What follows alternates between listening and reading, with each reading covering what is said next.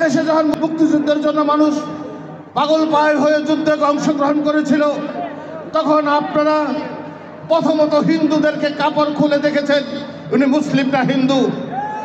এখন আবার মন্দিরে যে আপনারা গীতা পাঠ করছেন, আপনারা যা বলছেন আমাদের আদি পিতাও নাকি হিন্দু ছিল। আপনারা কোথায় পেয়েছেন?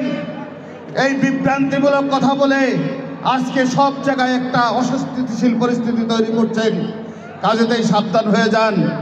আর এই সমস্ত ধর্ম নিয়ে ছিনিমিনি খেলবেন না, ছিনিমিনি খেলবেন না। আপনারা দুইজন একাত্রই হয়েছেন। আমরা বিগত দিনে দেখেছি এই আওয়ামী লীগ আর আপনারা দুজনে মিলেই আবার নতুন নাটক সাজিয়ে ধর্মের দোহাই দিয়ে আপনারা এগুলো করছেন। কাজেতেই প্রিয় ভাইয়েরা আমার, আমরা দীর্ঘদিন ধরে কালিয়াকৈর প্রত্যেকটা উপজেলায় এবং ওয়ার্ডে ওয়ার্ডে আমাদের কর্মী সমাবেশ করেছি। আপনাদেরকে বিভিন্ন রকমের নেতৃবৃন্দ দিক নির্দেশনা দিয়েছে। সামনে জাতীয় সংসদ নির্বাচন, ইনশাল্লাহ আল্লাহ চাহে তো ফেব্রুয়ারির প্রথম দিকেই এই নির্বাচন অনুষ্ঠিত হবে। এই নির্বাচনে আমাদের ভারপ্রাপ্ত চেয়ারম্যান জনাব তারেক রহমান সাহেব সুনির্দিষ্ট করে কিছু নির্দেশনা দিয়েছেন। আপনাদের সেই নির্দেশনাগুলো অবশ্যই জানা আছে বা জানতে হবে। প্রিয় ভাইয়েরা আমার, আমরা জাতীয়তাবাদী দল বিএনপির কর্মী। জাতীয়তাবাদী দল বিএনপি জনগণের দল। এই দলের উপর আমাদের পূর্ণ আস্থা আছে এবং এই দলের সিদ্ধান্ত, এই নেতৃত্বের উপর আমাদের পূর্ণ আস্থা রয়েছে।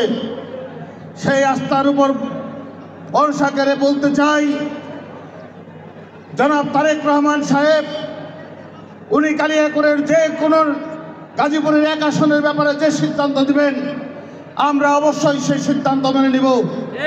সেই সিদ্ধান্তটা যদি আজকে যে কালিয়াকৈরের রাজনীতিতে বিভাজন তৈরি করেছেন, দীর্ঘদিনের লালিত এই সুন্দর এই স্বপ্নের এই বিএনপির সংসারকে যে চির ধরিয়েছেন, ফাটল ধরিয়েছেন, ওনাকেও যদি মনোনয়ন দেন তাহলে আমরা সেটাও বিবেচনা করব। কিন্তু একটা কথা আছে,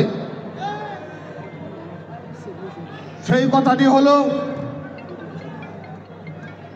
যাদেরকে নিয়ে, যাদের বিরুদ্ধে আমরা লড়াই সংগ্রাম করেছি এই 16টি বছর, যারা এই দেশের মানুষের অধিকারকে নিয়ে ছিনিমিনি করেছে, যারা লুট করেছে, ধর্ষণ করেছে, খুন করেছে, গুম করেছে, আপনাকে প্রথমত সেই লোকগুলাকে বাদ দিতে হবে। আপনি সেই মাদক ব্যবসায়ীদেরকে বাদ দিতে হবে, মাদক সেবনকারীদের বাদ দিতে হবে। যারা ভোট চাওয়ার সময় চোখ টিপি দিবে, হাতে টিপ দিবে, ওই সমস্ত চিকুন লোকদেরকে দল থেকে আপনি বাইর করে দেন।